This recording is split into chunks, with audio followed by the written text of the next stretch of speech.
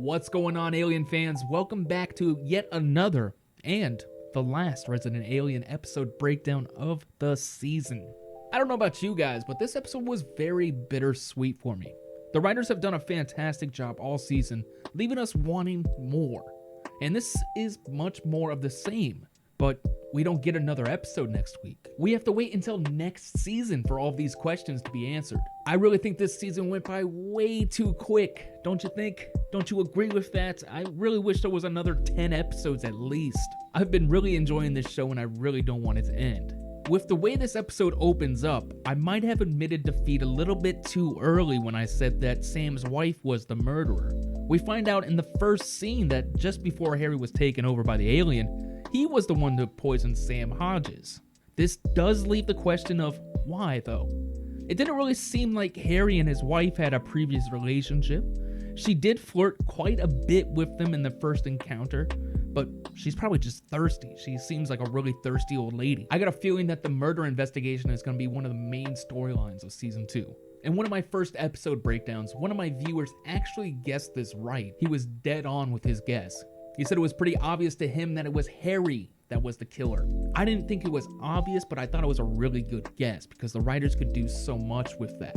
My only question for you now is, why aren't you watching his videos? Last week, we saw Darcy break into Harry's house, and as the episode ended, she discovered the body of the previous Dr. Vanderspiegel. This left us wondering what will happen next. She ended up leaving the house and going to the sheriff and live. When they all returned, the body was already moved and she was left looking like a crazy person. I actually had a bit of a problem with this scene.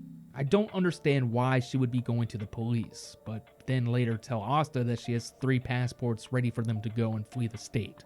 If this was really her plan, why would she go to the cops at all? This whole instance kind of felt forced. They probably couldn't think of a way for Asta to find out about the dead Harry without betraying her friendship with alien Harry. Maybe I missed something, but it really felt sloppy, like they did it all for that big cliffhanger. Speaking of Darcy, I feel like she might be one of the few characters without a happy ending. She gets rejected by the mayor again, her best friend is lying to her, she's still practically living at the bar. I mean, what the hell, guys? Can we get some freaking justice for Darcy? She made a pretty nice connection with Jay by the end of the episode and got some free onion rings, but that doesn't seem satisfying enough. In another part of the town, Lisa Casper and David Logan are still hot on Harry's tail and end up confronting Max and Sahar in the mayor's house.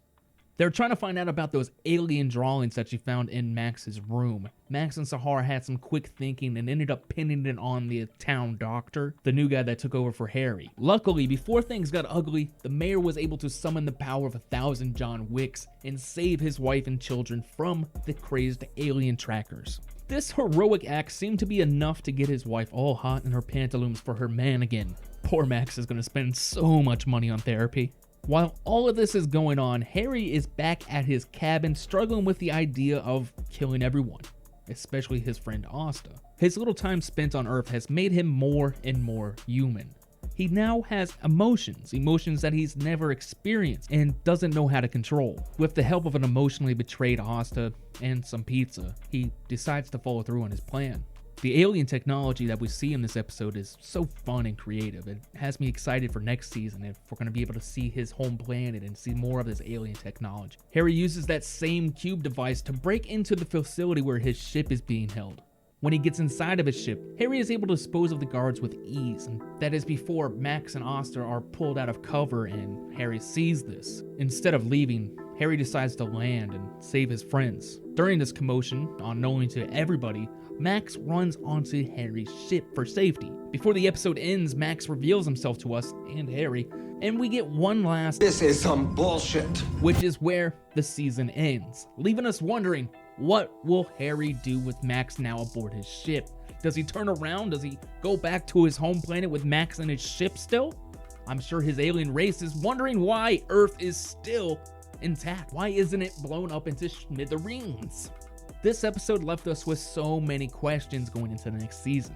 We have the murder storyline, we have Asta and Darcy and the long-lost child. Then we also have a military force acting on its own and hunting down aliens and taking prisoners. What will happen to the doctor? What will David Logan do now?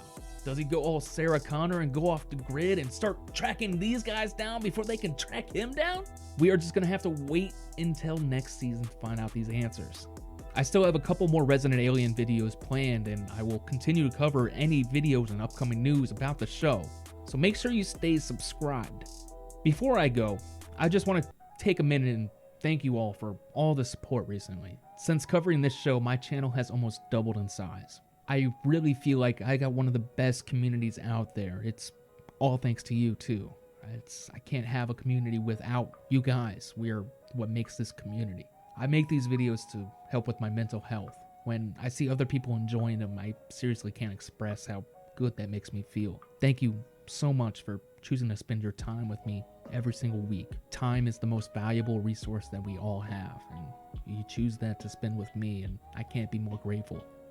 Thank you so much, and laters on the Minjay.